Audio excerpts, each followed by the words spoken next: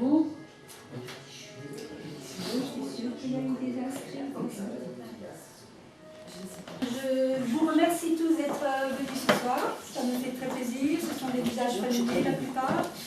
Je remercie Claude et Nathalie qui nous reçoivent ici, dans cet endroit si sympathique. Ce soir, nous allons traiter toujours du même sujet, du sujet que je connais bien, et qui est la communication avec les êtres de l'autre monde, ou bien la communication avec nos guides. C'est un sujet qui est un petit peu, qui est un peu difficile à entamer, parce que bien souvent, bon, il y a des réticences, des peurs, ou certaines personnes qui ont peur de s'engager dans ces communications-là. Mais voilà, je vais un petit, en fait, la conférence va se faire en deux parties. Il y aura la première partie où je vais un peu me présenter. Je m'appelle Michèle Meyer, bon, la plupart des gens me connaissent. Et je vais parler un petit peu de mon parcours médiumnique, parce que je ne pourrais pas envisager tout de suite l'essentiel sans vous avoir un peu parlé de tout ce cheminement que j'ai fait depuis quelques années. Alors, je suis quelqu'un qui n'a jamais vraiment approfondi la quête spirituelle. Pour moi, c'était quelque chose que je ne connaissais pas. Je n'avais jamais vraiment lu de livres ou bien fait de stage ou quelles que soient les formations quelconques. J'ai jamais fait aucune chose de ce genre-là. Mais aux environs de mes 40 ans, il y a eu un changement très important dans ma vie, dans notre vie familiale, qui a fait qu'on s'est retrouvés complètement déportés d'un endroit à l'autre. Et ça a été douloureux, en même temps tellement douloureux, je pense que là, c'est à ce moment précis que j'ai commencé à ressentir les premiers appels, en fait, par ce monde invisible. Mais j'étais pas très étonnée, en fait, de ce qui m'arrivait, parce que ma grand-mère, qui était quelqu'un de très important pour moi, avait déjà une certaine facilité. Elle avait une espèce de médiumnité qu'on vivait pratiquement d'une façon naturelle avec elle. Et j'étais très en contact avec elle depuis son départ en 1972. Elle est partie, elle nous a quittés. Et puis, même que si j'étais très jeune, j'avais toujours ce lien avec elle. Mais pas concrètement, j'avais aucun lien concret. C'est-à-dire que je pensais qu'elle vivait dans un monde d'une matière ou d'une autre, mais je ne savais pas concrètement si c'était juste ce que je pensais. Mais enfin, je l'appelais. Et puis, chaque fois que j'avais des soucis ou des épreuves à surpasser, il me semblait qu'elle était ma force vive, mon énergie, qu'elle agissait à travers moi pour m'aider dans toutes les situations. Et c'était quelque chose d'assez sympathique et que j'aimais beaucoup. Ça dure un petit moment, ces communications comme ça, qui n'étaient pas concrètes, jusqu'à un moment de ma vie, j'avais à peu près 40 ans, où les communications sont devenues, l'appel est devenu tellement insistant. C'était en même temps quelque chose c'était émouvant. Je savais qu'il se passait quelque chose de très important dans ma vie, que c'était émouvant, mais en même temps c'était un peu effrayant, parce que je touchais un monde mystérieux que je ne connaissais pas. Et ces appels étaient parfois un peu apeurants. Alors, la première grande anecdote que j'ai à raconter par rapport à l'appel de ma grand-mère, puisqu'elle a été tout de même mon premier contact, mon premier message par l'écriture automatique, c'était elle qui me l'avait donné. On était restés quand même très liés par-delà les deux mondes qui nous séparent, on était restés très liés. La première fois que j'ai été très impressionnée, alors je voudrais vous dire quelque chose avant que je que je continue. J'aime bien, quand je partage comme ça, si vous avez à intervenir ou à me couper la parole pour me poser telle ou telle question, ça donne une dynamique, je vous dis, c'est tellement plus agréable que de déverser un tas de mots sans arrêt, sans que vous ne puissiez intervenir. Et j'adore quand vous intervenez parce que les anecdotes se branchent les unes aux autres et j'en ai tellement que ça fait un bel échange. Alors n'hésitez pas, il n'y a pas de souci. Alors vous allez vous demander sans doute comment j'ai découvert ma médiumnité.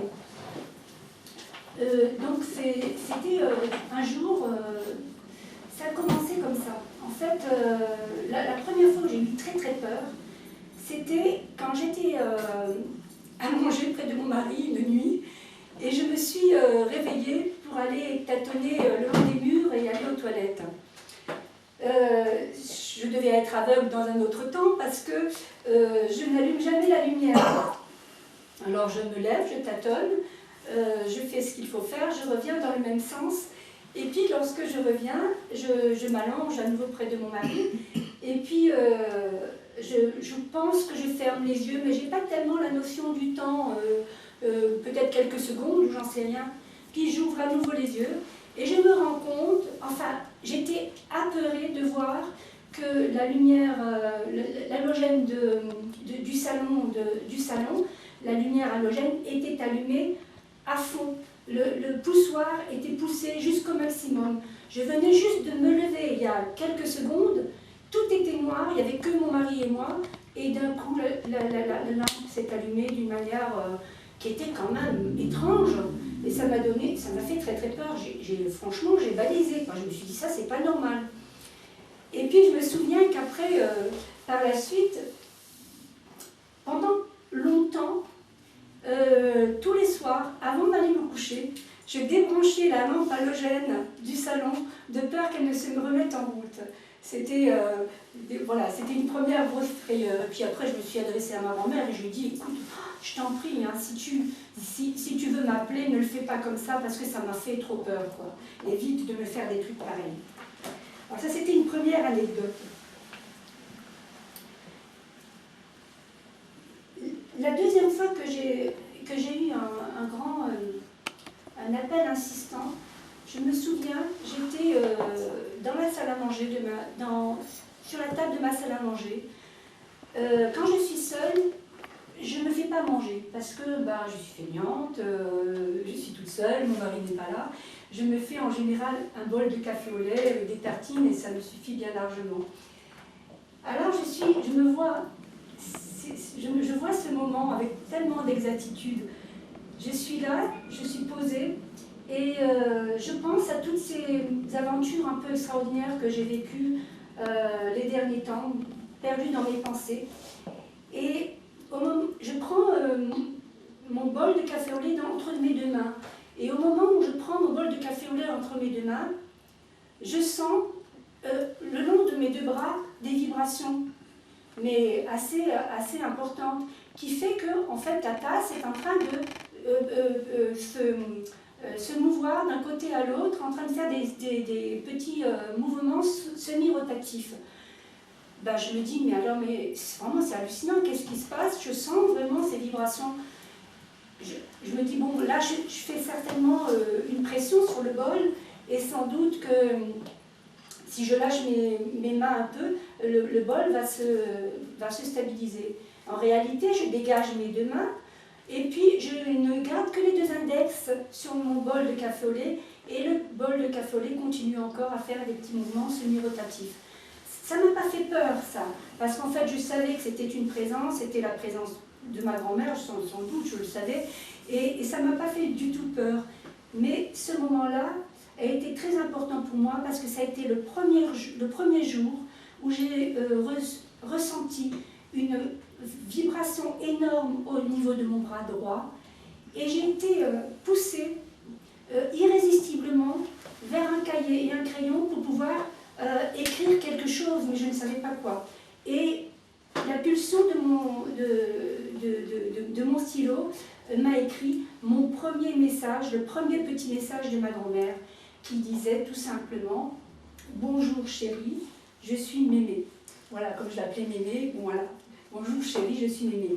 Et puis après, elle a ajouté encore un petit mot en espagnol, parce que comme elle était elle avait une branche espagnole, et on avait l'habitude de parler un peu comme ça quand on était plus jeune. Elle m'a dit bonjour Mémé, je suis Mémé. Et après, elle a ajouté bonjour Mirika, ce qui veut dire bonjour ma petite fille. Et ça a été mon premier message. Alors, je ne vous dis pas, j'ai été vraiment dans une joie immense, les larmes coulaient des yeux, j'ai eu aucune peur à ce moment-là. C'était un bonheur immense. Ce contact avec ma grand-mère, ça a été quelque chose d'extraordinaire. J'ai trouvé que c'était une bénédiction. Et je ne peux pas vous dire à quel point j'ai ressenti ce bonheur-là à ce moment-là. Elle avait ajouté encore une phrase ce jour-là, je me souviens. Elle avait ajouté union entre les deux mondes. Elle m'avait écrit bonjour chérie, puis union entre les deux mondes. Alors, je n'ai pas très bien compris tout de suite de quoi il s'agissait, et je me suis dit, mais qu'est-ce que ça peut vouloir bien dire? Bon, je vais pas trop. Comme j'étais quand même au début d'une expérience que je ne connaissais pas, j'avais pas ce feeling pour aller fignoler derrière ce message pour comprendre ce qui s'est passé. Et en réalité, après, j'ai compris qu'il s'agissait de l'union entre les deux mondes, d'un mémorable mariage, l'union entre les deux mondes. Voilà, vous avez des questions, vous me posez là. Donc, à partir de ce moment-là, s'est établi un contact quasiment journalier avec ma grand-mère. C'était de beaux messages d'amour, quel bonheur, puis très souvent, j'avais mon grand-père pour qui j'avais une affection toute particulière. Ils étaient là pour quelque chose. Dans un premier temps, ces messages n'étaient que pour moi, ils n'étaient là que pour me faire avancer, me faire modifier, parce qu'ils étaient un peu le miroir de ce que j'étais et celui que je pouvais devenir. Alors, il y a eu toute une modification qui s'est faite à travers moi, de comportement. J'appréhendais les situations d'une autre manière. J'étais plus sereine, plus compatissante avec les gens, moins... voilà, il y avait vraiment quelque chose qui a beaucoup changé par rapport à mon comportement, plus tolérante. Alors ensuite, familles et amis se sont succédés sous la pulsion de mon stylo. Ces messages étaient toujours de grands moments d'émotion, hein, de joie immense, et bien souvent les pages de mon cahier portent encore les traces de mes larmes, d'intense bonheur de ces merveilleux contacts. Enfin, un lien concret qui me donne la certitude que le fil n'est pas coupé. Cette nouvelle vision de mon futur correspondait tout à fait à mon idéal et à ma conviction profonde qu'il existe un monde bien meilleur que le nôtre. Cette période-là, je ne la partageais avec personne. J'étais seule face à moi-même. J'avais fait un gros ménage autour de moi. Au début, quand j'ai annoncé aux gens qui m'étaient chers et à mes familiers, c'est cette correspondance, ces correspondances, je dirais, eh bien, le premier réflexe a été d'accueillir cela avec beaucoup d'intelligence. Mais je vous assure que ça n'a pas duré longtemps. Très vite, il a fallu que je fasse un gros nettoyage autour de moi pour pouvoir continuer d'avancer, parce qu'on commençait autour de moi à me trouver un peu illuminée. Bon, alors, c'est pas grave. Moi, j'avais qu'une idée, c'était avancer dans mon chemin, même si c'était douloureux de me séparer des gens que j'aimais, mais il fallait que j'avance. Pour la petite anecdote, il y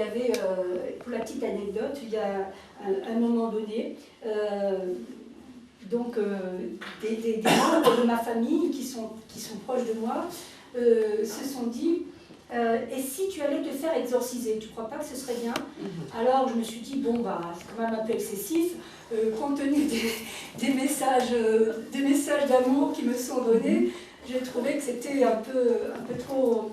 Mais bon, je me suis dit, je vais jouer le jeu, et je vous assure que j'y ai été, quoi. Alors, ils ont pris rendez-vous pour moi, ils ont cherché un bon prêtre que je connaissais un peu, mais voilà. Donc, je suis arrivée avec quelques membres de ma famille devant ce prêtre, et puis il me dit « Qu'est-ce que vous voulez que je vous fasse ?» Alors, je dis « Bah, je sais pas, moi je veux rien, c'est pas moi, c'est les autres. » Qu'est-ce qui vous arrive? Alors, je lui dis « Ben voilà, je communique avec ma grand-mère. » Alors, il me dit « Ah bon? Mais c'est pas très grave, ça montre que vous avez des messages de votre grand-mère ?» Alors, je réponds bah oui, j'en ai ramené quelques-uns. Alors, le bon prêtre, qui est vraiment quelque chose de très bon dans son visage et de très compréhensif, il prend mes messages, il les lit, et il dit « Mais qu'est-ce que vous voulez que je vous fasse? Mais il n'y a rien à faire, vous avez de très beaux messages, il n'y a rien à rectifier là. » Bon, alors, il ne voulait pas me laisser partir, et laisser partir les membres de ma famille il y en avait 3 ou 4 qui étaient autour de moi. Bon, il me dit, est-ce que vous êtes d'accord de vous mettre à genoux? Je vous fais les prières à Saint-Michel-Archange, j'ai le Christ à côté de moi, on va vous faire un exorcisme, et puis comme ça tout le monde sera content. Et bon, voilà, je suis ressortie de là, encore bien plus heureuse que j'étais rentrée, parce que je me suis dit, bon, ben voilà, ils avaient leur... Voilà, ça c'était un peu comme l'anecdote. Un jour, mon fils rentre dans la chambre, dans le bureau où j'étais en train de communiquer avec ma grand-mère, et il dit à sa sœur, « Christelle, ne rentre pas, maman, elle parle avec Dieu. » Voilà, c'était l'anecdote un peu. Alors j'ai eu aussi, à un moment donné, ça a été un message qui a été très vite vérifié. Et c'est vrai que quand on communique, on aime bien aussi pouvoir vérifier les informations qu'on nous donne. Et jusqu'à présent, bon, les messages sont très, très, très chaleureux, plein d'amour et tout, mais on attend tout de même des choses un peu plus concrètes qui vont nous conforter dans l'idée de poursuivre. Alors, le 22 octobre 1992, le deuxième message de ma grand-mère me parvient. C'était un très beau cadeau qu'elle soit là déjà, et elle venait me prédire que le soir même, j'allais avoir un très beau cadeau d'anniversaire qui serait en relation avec mon avancement spirituel.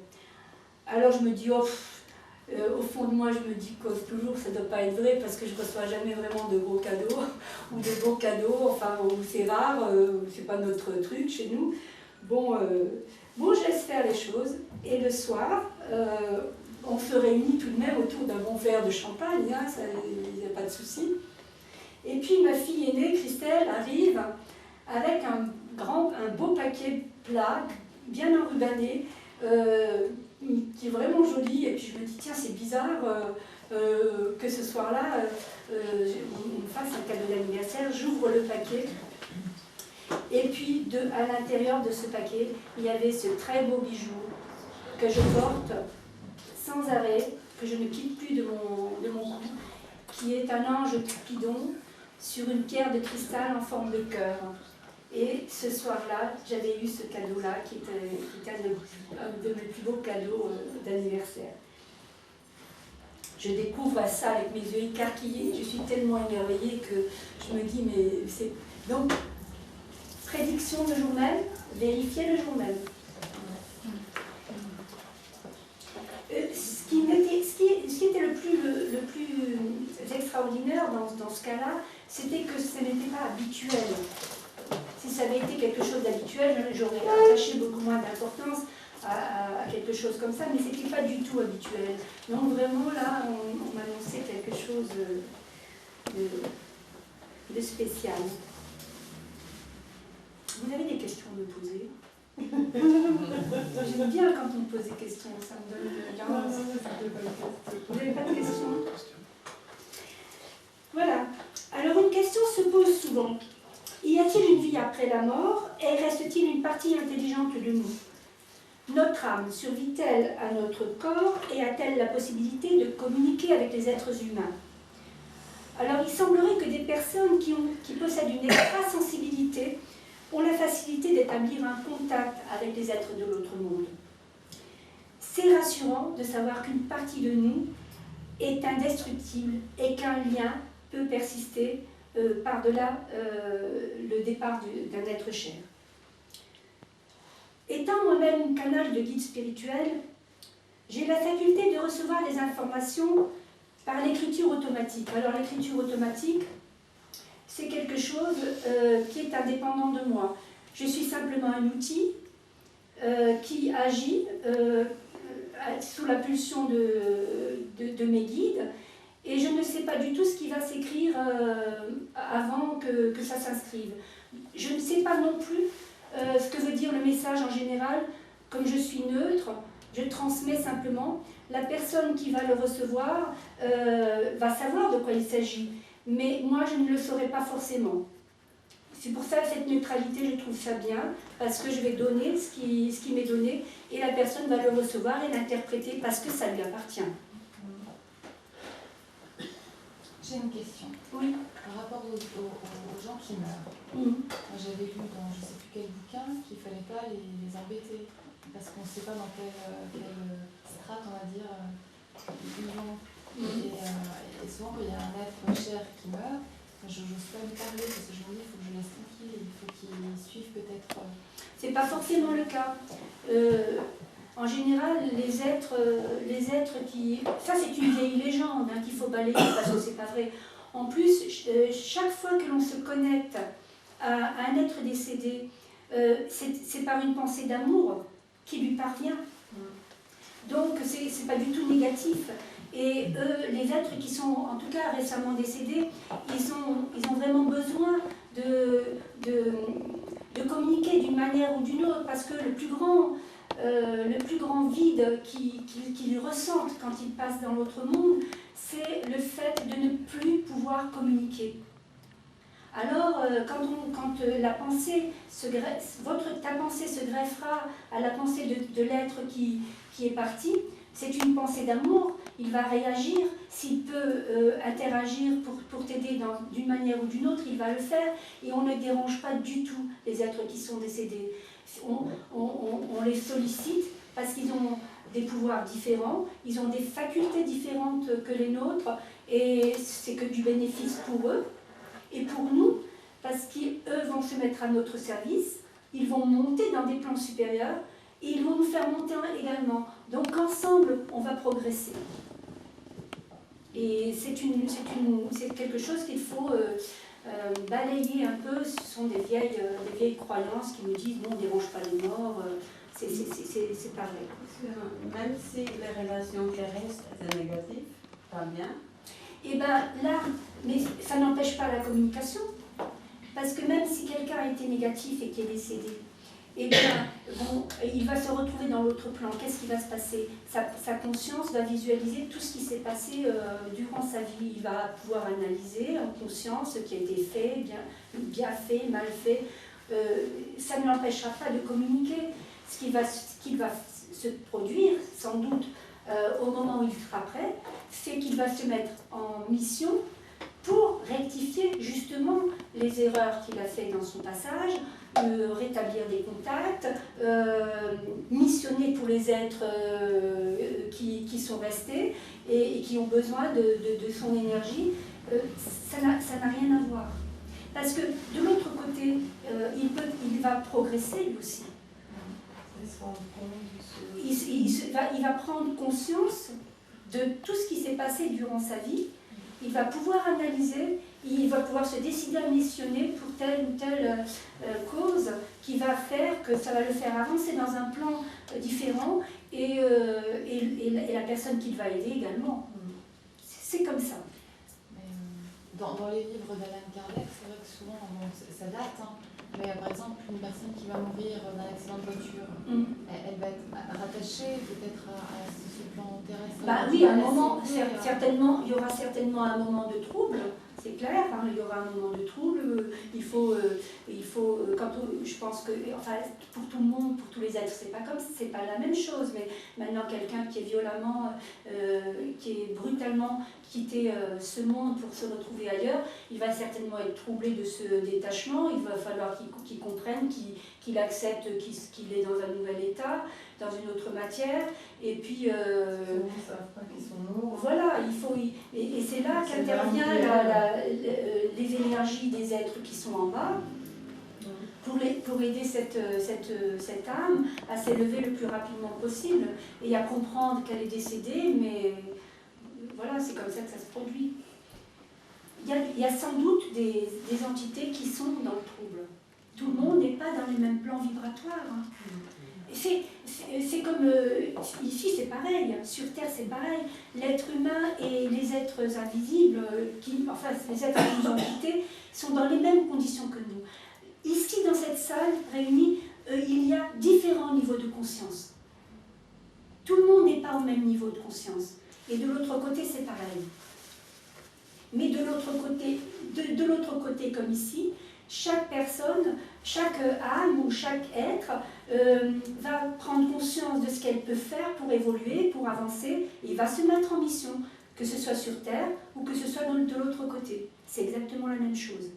Il y a quelque chose qui nous sépare, c'est le corps, qui n'est plus visible, des facultés différentes qu'on a quand on est dans l'autre monde. On a des facultés qui sont découplées, qui sont bien plus... voilà, qu'on va pouvoir utiliser plus facilement. Tandis qu'ici, on est restreint dans notre corps, dans notre matière.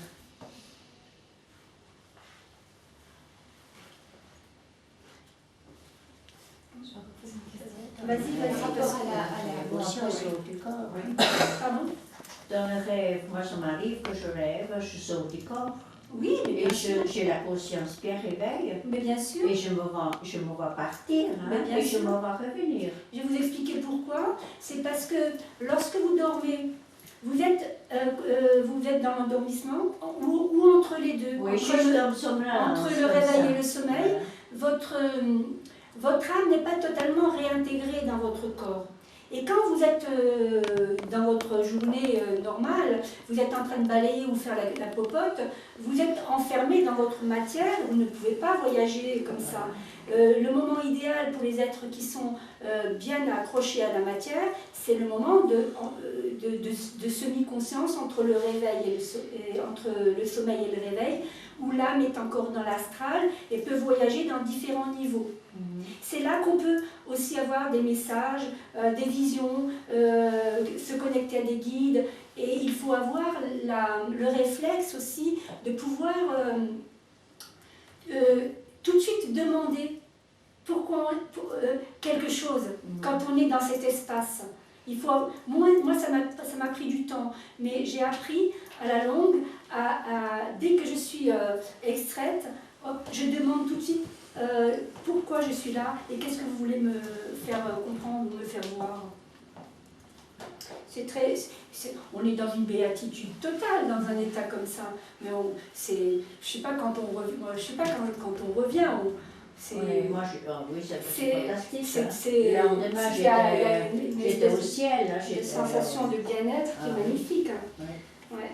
Après, il faut revenir à la réalité, c'est plus difficile. Je me souviens d'une anecdote encore quand j'étais... moi je fonctionne avec des anecdotes, c'est ce qui explique le mieux en fait. Quand j'avais fait un voyage comme ça le matin de bonne heure, j'étais extraite de moi, et puis j'avais un rendez-vous avec un thérapeute parce que j'avais un mal au genou et puis j'arrivais pas à me le soigner moi-même, ou alors j'y croyais pas, enfin je sais pas, quelque chose comme ça. En fait, j'avais un rendez-vous avec un thérapeute et j'avais un rendez-vous très tôt le matin. Donc j'ai fait ce voyage astral. Je Et puis je me suis réveillée et je me suis levée précipitamment, je me suis habillée pour aller voir mon thérapeute. Et alors le brave homme m'a fait trop rire parce qu'il était là autour de moi, avec son pendule, il essayait de me trouver les anomalies. Et puis à un moment donné, il me regarde et il me fait « Ah mais ça c'est bizarre chez vous, hein.